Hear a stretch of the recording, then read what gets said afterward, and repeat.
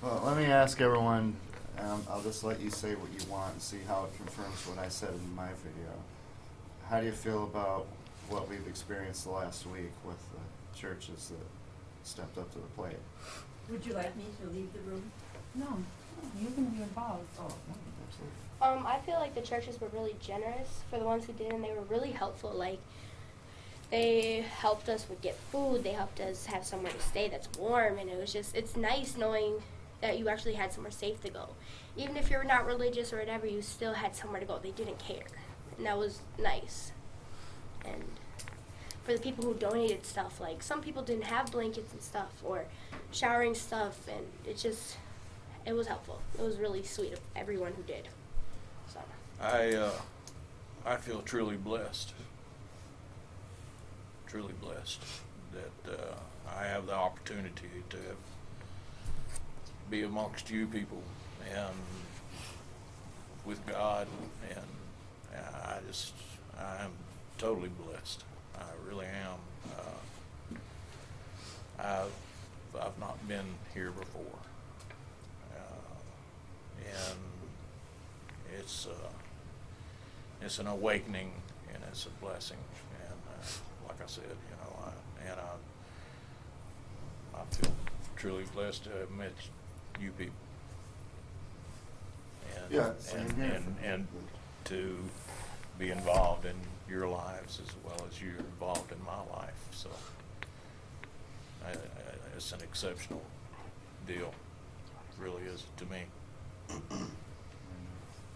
Yeah, I think it's just overwhelming about how much help all these churches and volunteers and staff members have really helped us. And people that didn't have the resources and who to contact to get additional help, they provided that, or got us in touch at least with the right people.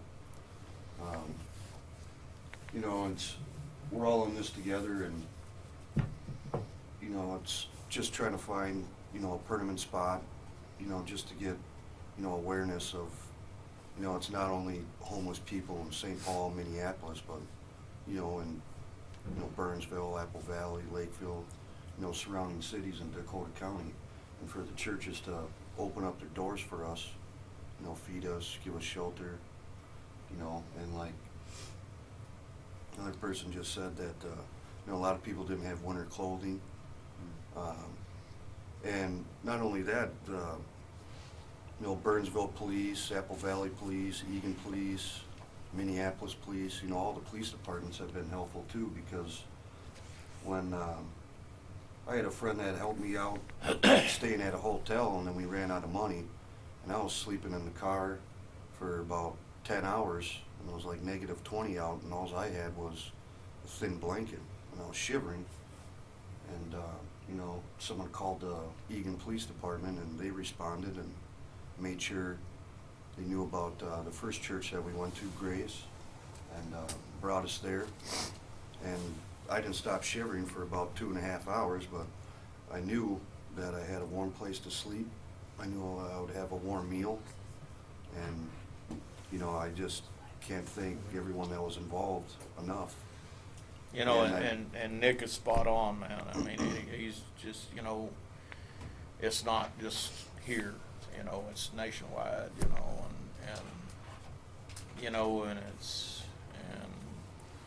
there's so many people out that are contributing, and helping out, and speaking for the ladies as well, I mean, it's amazing. It's amazing. But I think the main thing is too, is we just need to, like I said, stick together and create more awareness, so we actually do have a permanent spot, and get the help that people need to get back on their feet. Show them the resources that they need to contact or get, and I think it would just be,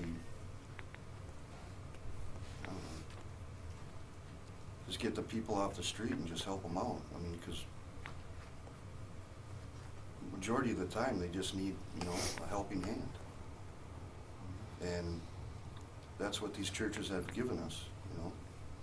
We've gotten a lot of help so far, and We just need to have it keep going. right, it's just we've gotten a lot of help, but just not enough to get on our feet yet. And now tomorrow it's over. Yeah.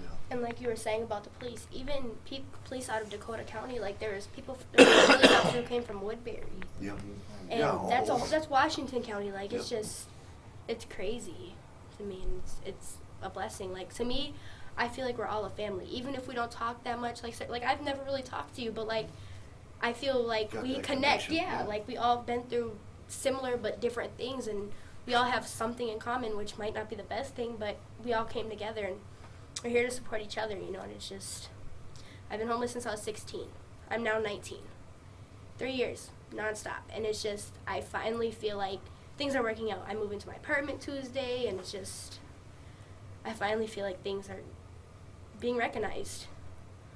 So, That is awesome. I did not know that. Yeah, good for you. thank you. That's that is awesome. I didn't know that either. Congratulations. Congratulations. Yeah, and I just started the process 2 weeks ago, so it's huge. Wow, awesome. Oh, that's wonderful. Well, don't forget us. Yeah, and it's like 1:45 right now, a.m. And me, I really don't think I'll be able to sleep because, you know, I'm concerned. We have families here with children. And, you know, if I had the opportunity to, if I had like a, you know, I'll give my spot up in a heartbeat for that family to, I mean, because they don't know where they're going. And they got an 8-month-old kid. And I'm more concerned about them than myself. Absolutely. And I just met them 2 weeks ago.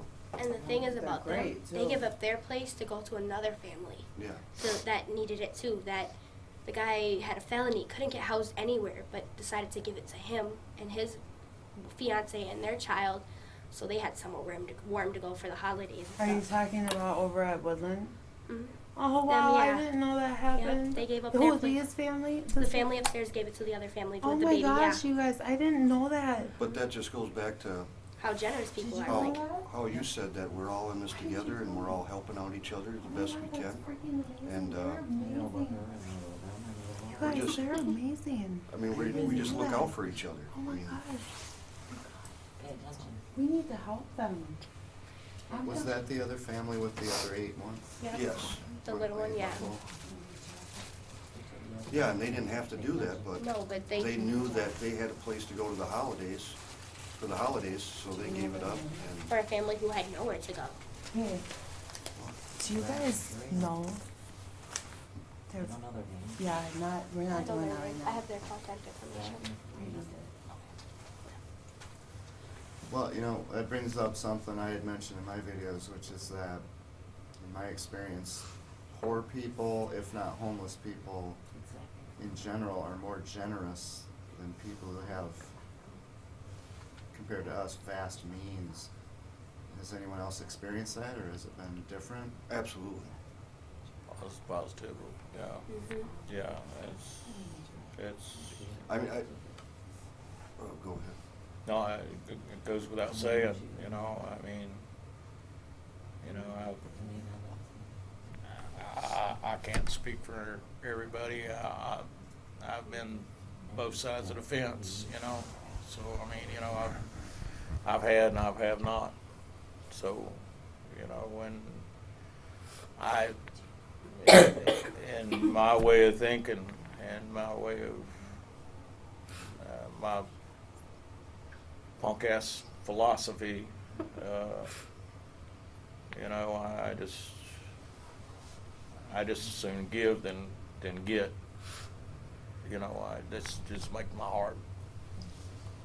You know, it just it's just the way I feel. So, you know, I just soon contribute than get back. You know, I don't. It feels so good. It makes me wonder why people with more means. I just Don't I was enjoy raised the I was feeling. raised It's a like great that feeling. too, you know, and I just, you know, just to see it and to give it and the enjoyment of it, the like I said, my punk ass philosophy. You know, it makes me a better person inside, to me. You know, I mean, Well, have y'all experienced that from others, though? Or do you get the sense that people who've been through what we've been through are more generous, or just that people It is. who are poor and may not have experienced this are also generous? Or? That's what I was gonna touch on is, Yeah. you know, since we experienced it, I mean, if I only had $1 left and someone asked me for it, I would give it to them. That's what I did yesterday. Yeah. Yep. Like I had And it's $4 to like- my name. That's 'Cause why we- I gave you that 10. Because we know, We know how you know hard it is. what it's like, and I think everyone's here been more than generous. I mean, you know, people gave me money and without even asking. I'm saying, are you sure? You know, and I've been broke for quite some time. You know, I only get $200 a month, and that's not enough. I mean, that's gone before I even get it. And, you know, like I said, it's just, I think since we've been through it, I think we understand more. And, you know, touch on your point to finally answer the question is, yeah, I think poor people or homeless people are more generous. Not in the sense that, you know, other people aren't, but we just understand it more. there's a sense, there's a sense about it. Sense You of know, community and. you know, there's just, I mean, if you're just, if you're driving these shoes, that's all you got. I mean, you know, that's it, you know, man, you know, but, man, you need a pair of shoes, you know, I'll give them to you, you know, I'm just, you know, I just, it spellbinds me to see people out there that are really truly dipshits as far as not caring and not giving and don't give a good two hoots, you know, about anything and just, you know, take life for granted and it's here we are, you know, I mean, you know, it's not be taken for granted. What I'm saying though is that they don't know, they assume that everybody can just go work, and there are guys that are working here, they just don't make enough money for their rent.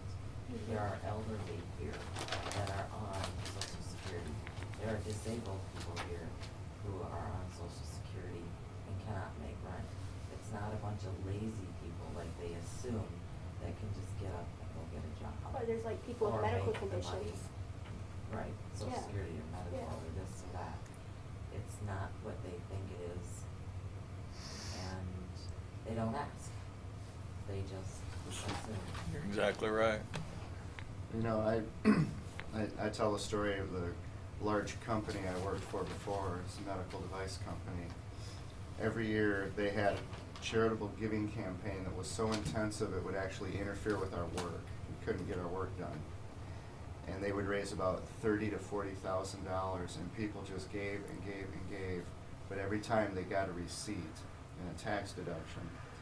And the charity that they gave it to was chosen by the president, who just happened to be on the board of directors of that same charity. So it served that president's purposes. I tried to get them to go out and do things like food for the homeless and all that, and the company just said, there's no way, we've got work to do. And the having moved to Minnesota from elsewhere, this idea of this being the most charitable state in the world, I haven't found it to be true at all. If it doesn't come with a receipt, the people with a lot of money don't seem to even care about charity. I've never asked for a receipt in my life for charity. I couldn't do that with a conscience. I don't know if if you guys have experienced anything of that nature. but- Yeah, I've witnessed it, yeah. Yeah. Seen it happen. But The big But corporate, it's not everybody though, because the outpouring at the first church we were at was, at all of them, really. We had There was just rooms. a bigger congregation there, because the outpouring here has been great too. All of them, so it's not everybody. There's just a good portion. that Well, that's don't you're exactly right, understand. you're exactly right, you know, and it's not the big corporate blowhards that are out there, you know, I mean, there are plenty of them. By all means, there are plenty of them. But still yet, there's good and grace in a lot of us, and, you know, and But what's the I say difference, for the most part, I say, there's good in people. True, but let me ask this. What do you think is the difference? You're absolutely right. Well, I agree. Why have these people at these churches, and they have been as generous as they could possibly be, and it's just mind-boggling. Why have they been so charitable, but then out in the world generally we're not seeing that kind of thing? What do you think is the different factor that? If I could put my finger on that, I would be, you know, we'd all be millionaires, you know, I mean, you know. I think they just take the time and actually educate themselves about homelessness and And- the need for shelters. Or just, you know, the concern, you know, and the, Every person in here has a story. And indefinitely. no one grew up, in my eyes, and I've always said this, and said, I wanna grow up and be homeless. I wanna grow up and turn to drugs because I can't handle life. I wanna grow up and drink because I can't handle life. You know, we were all taught as kids, I was in my generation, you can be anything you wanna be. You know, what do you wanna be when you grow up? A fireman, you hear from a kid, or this or that. No one grows up, and I've always believed it. I worked in day labor, branch managers, for staffing, and not one of them men grew up and said that. And they worked harder than, and I've been a manager for the day labor and my own employees. These guys worked hard with no degrees every day just to get a roof over their head. They would take any job and work hard. But all they could do was get a room for the night and a shelter with it, the money. They just couldn't get ahead. The resources weren't there. And I did this for years. It just, and they say these people that you're lazy if you don't work, or you don't make, or you're on the streets, or that's not true. And guess what? At McDonald's, that's not a living, but it's a job. And it doesn't still pay the bills. And those are the ones, when you're pulling up to that window, serving you. Super America. Yeah, you know, the Dollar Tree. We've got people in here who work.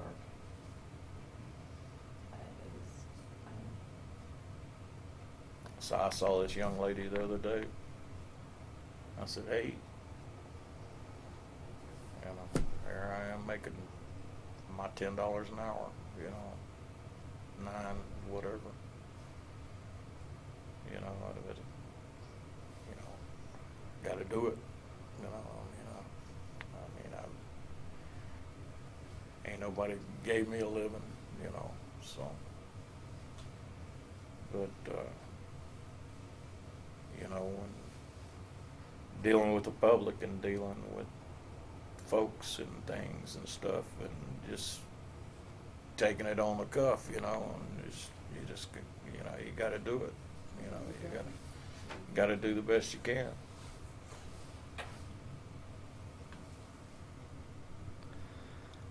Well, not to shift gears, I'm a little worried my battery will run out, and I want to ask another question for sure, because like you said, it's now about 2 in the morning.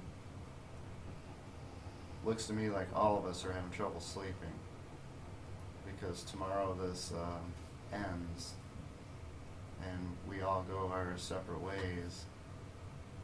What are your thoughts, feelings on that?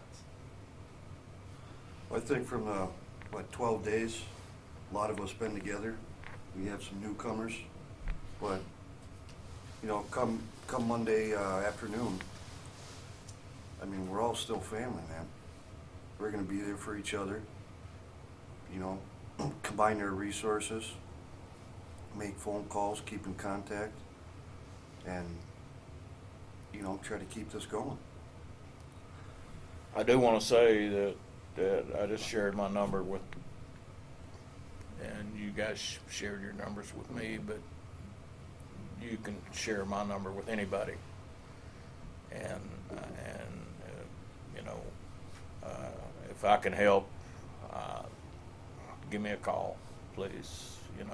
I by no means can any of us do it all, but We work if together. I can throw a bone, man, I'll throw it.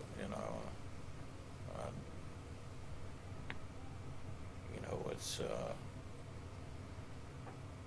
inherently we are resilient. We do bounce back, but we do need to help one another and get that feedback. And it makes a world of difference. It really does. The old story in the construction world, camaraderie and fellowship, it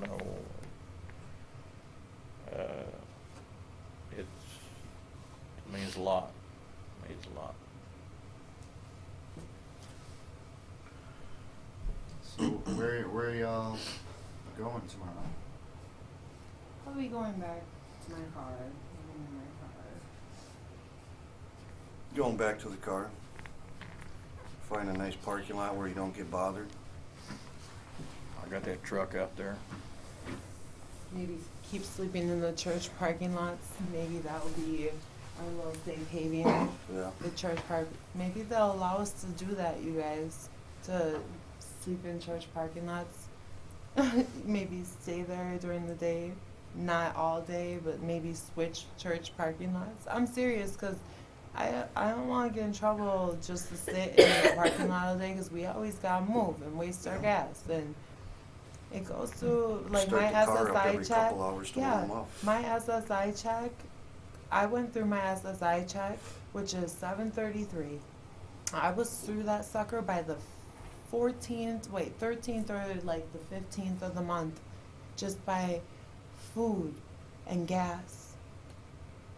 You know that? How am I supposed to live like that? Just because you're driving around looking for help, and then you have to move locations because of soliciting or wherever you're at, even if you're at like a Cub Foods or a Walmart, it's just ridiculous, So maybe if like even churches would let us even park in their parking lots, so we don't gotta keep moving locations or whatever, or so that we can at least feel safe at night when we're sleeping in our cars. You know what I mean? Does that make sense? Mhm. For sure. Yeah. Well, and like I said before, my biggest concern is like these families with 8-month-year-olds don't know where to go, and obviously with the 8-month-year-old they can't sleep in a car. And then not only that, but people without cars, I mean, they just gotta pack their bags and, go to a bus station and figure out what they're gonna do, and that just is one of the reasons why I probably can't sleep tonight. Like I said, if I could do anything, I would, it's just, Yeah, I'm worried about them. it's just, Especially I mean, if it that's, keeps I'm raining more and the worried roads about freeze. their situation than mine, because if you got no car, I mean, I'm thinking, where are they gonna sleep? Do they have a car? There's some families, mother-daughter, that don't have a car, came in with just suitcases, and then they gotta lug that around in the cold, and, it's just, and like half the people here, maybe not half, but a lot of people don't have transportation. It's just, buses. And, you know, just the thought of that just disturbs me because that's all I'm gonna be thinking about. I mean, granted, I got a car to go to, or my friend's car, but all I'm gonna be thinking about is what's going on with that family, with the baby, or the mother and daughter that don't have a car, or this guy that doesn't have a car, or she doesn't have a car. I mean, where are they staying? What are they doing? Are they okay? Are they warm? Did they find a place?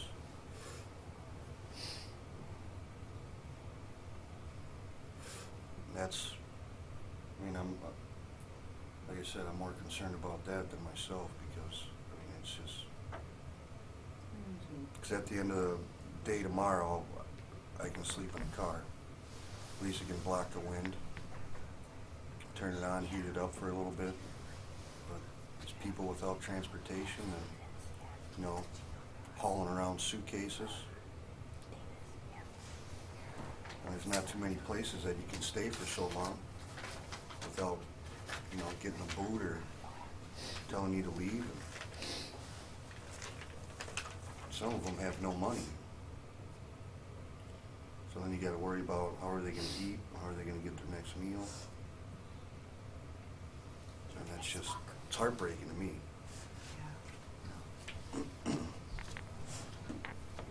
So, Well, I can't wait to get squared away to where I can give back, absolutely. you know. And I mean that from the bottom of my heart. No, it's just,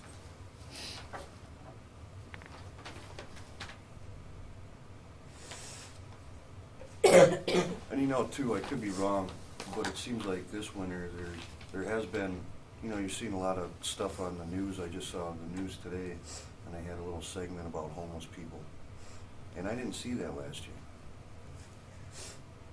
like on the news. Maybe it was, or I missed it, but I didn't see that. I think people are start getting, you know, more aware of homelessness, but it needs to be a lot more. A lot more. And I think just getting it out there, more people need to step up to the plate. I mean, when I was working, I was making good money. I got injured, I had to stop working, had to spend all my money just to survive. Lost my house, car, what have you. And I wish when I was making money, I was more aware. But now I'm in a position, and shame on me. Because I wish I would have been given. I mean, I donated here and there. And like you said, I never asked for a receipt. I don't do that. But I wish I would have gave more when I was able to. think we can all say that. Yeah, Yeah. I would definitely agree. I think we can all say that. And once you're in our shoes, you don't quite understand it. And I think that's the biggest thing. I think if more people knew, I mean, if they spend, like, you know, the volunteers. How did you know as you were need me? You would never know. Yeah. You would never know. You know, the volunteers and the staff members, All these they have an idea, you know. they know. They see it every day. You know, just being with us, I mean, they know what You know, and- things are, what's really going on. And I said from the outtake, you know, I'm truly blessed. Yeah, absolutely. From all the help. I'm truly blessed to be with you people right now. But seriously. That's kind of what I wondered with the volunteers at the churches when I asked what makes their incredible generosity different than the general public. Could it be that they actually they met us and that humanized it for them? Absolutely. Once they met us and saw that we were real people and they heard our stories, I mean, to me, I felt like I was treated more like a disaster victim than a homeless person, because if your house blows down in a tornado, you're homeless, but nobody treats you like a subhuman. But when I'm out there on the streets, people treat me like a subhuman. And what's that difference? Why don't they see this as a disaster? Which is what it is, essentially. It's just a different kind of... Mm-hmm. were some form of disaster victims. You know, why is someone in a hurricane, a whole group of people, they just millions of dollars on GoFundMe accounts overnight, and then we walk in the door and they just say, "Oh, you lazy bum, what do you get a job?" It's like, where does that come from? Yeah, I that's just think maybe meeting us made the difference. Absolutely. And that's why if we could get out and meet legislators, county commissioners, if they would meet with us and humanize it and see that we're real people, maybe. Well, and that's what what you're saying is, Absolutely. to be humanized, for it to be real, and it is real, people, people walk in on fate, and it's, and like you said, whether it be a hurricane, tornado, tsunami, whatever, or just a bad shake of luck, what difference?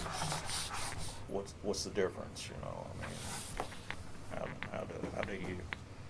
Well, they have this phrase that I find rather insulting: chronic homeless.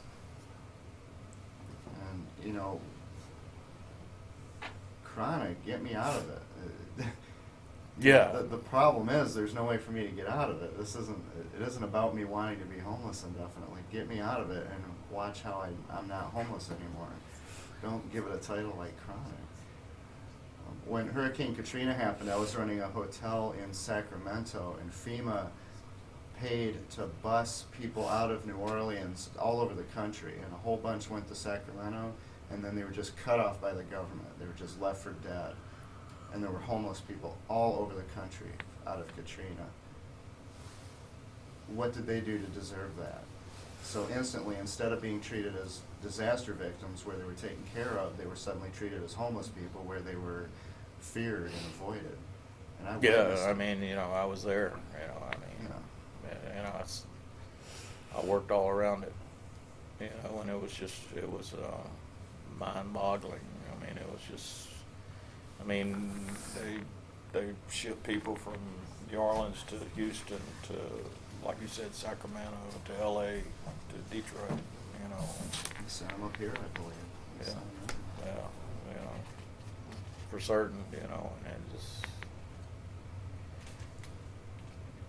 and I could ride down in South Louisiana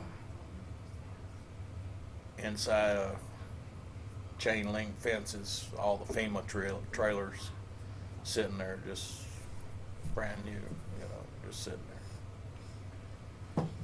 Unbelievable. Yeah. From Mississippi all the way to Lafayette, Louisiana, just acres and acres and acres of brand new stuff just sitting there,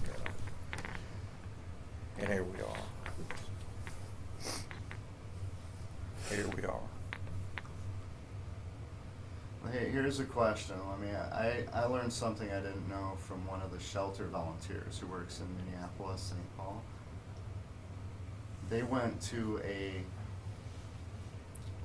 kind of a mass wake for homeless people who had passed away over the past year. What would you estimate are numbers of people who they were memorializing there for 1 year in Twin Cities? Wow, 300-400. it's probably scary. More in the winter, probably. And in the real midsummer when it's I would super say hot thousands, and heat stroke. but I don't know. See, even we can't estimate it. Monica can give you the number. She's been very involved in that homeless shelter. It was one of her colleagues who. So she could give you the number. Well, the answer she gave me was hundreds, which absolutely shocked me. I expected it to be 10 or 20 as far as passing away. Mm-hmm. You extrapolate that out to the number of homeless people, that's a mortality rate that should be on the CDC's at the top of their list. There are diseases that take out 1/50th that number of people, and they'll mobilize the whole country against it. Hundreds out of about 10,000 homeless, that's an incredible number that's a huge mortality rate. Unbelievable. You know, but I think it's because it happens off camera. Again, if people aren't meeting them, only shelter volunteers who are made of some pretty sturdy stuff, you know, what they see and what the police see. Yeah, it's not out there, you know, information wise, you know, it's not brought to anybody's real attention, you know. It's just it's a number. Yeah, statistic. Yeah, it's just a number. You know, it's not your life, it's not my life, it's not his life, or hers. You know, it's just. Well, it's like Stalin said. Stalin ran the Soviet Union. He killed 50 million of his own people. That's how communism works. And he said, 1 dead soldier is a tragedy. 1 million dead soldiers is a statistic. And that's why I think humanizing it is the best hope we have, is getting to where we are meeting people. I don't disagree with you at all. I don't disagree with you at all. And it isn't about other people being mean or callous. I think it's just human nature, and if that's the way it is, then we need to answer that by humanizing. Unbeknownst to many, many people, you know, nobody knows or doesn't want to know. I think it's nobody really wants to know.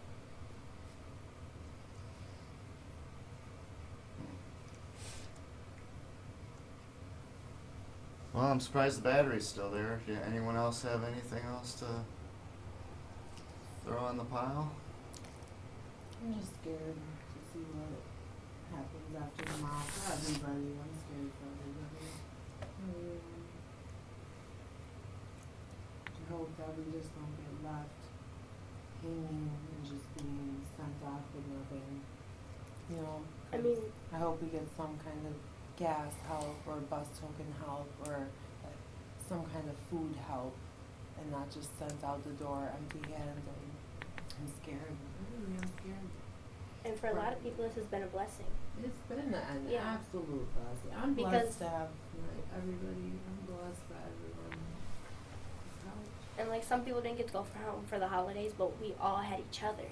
And even if we don't have family, we're basically kind of all connected, like we could be family, you know. And it's just some people weren't as lucky to go home and be with their family. So I guess A lot of It us was were nice. missing our kids. yeah, and it's just nice to be with each other and have people to talk to, so you're not sitting alone at night. And I mean, look, it's like I don't know how time on those, but it's 2:15. I was Yeah, getting ready to say 2:15 it's in a the wonderful thing to have a telephone, you know. Yeah, and it's 2:15 in the somebody- morning, we're all Somebody still did not call talking. me and wish me a Merry Christmas.